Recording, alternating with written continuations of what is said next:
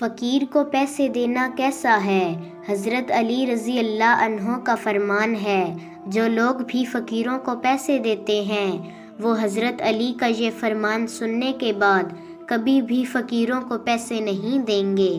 ایک دفعہ حضرت علی کچھ لوگوں کی محفل کے اندر بیٹھے تھے تو ایک شخص آیا اور کہا، اے علی، میں ایک سوال کرنا چاہتا ہوں۔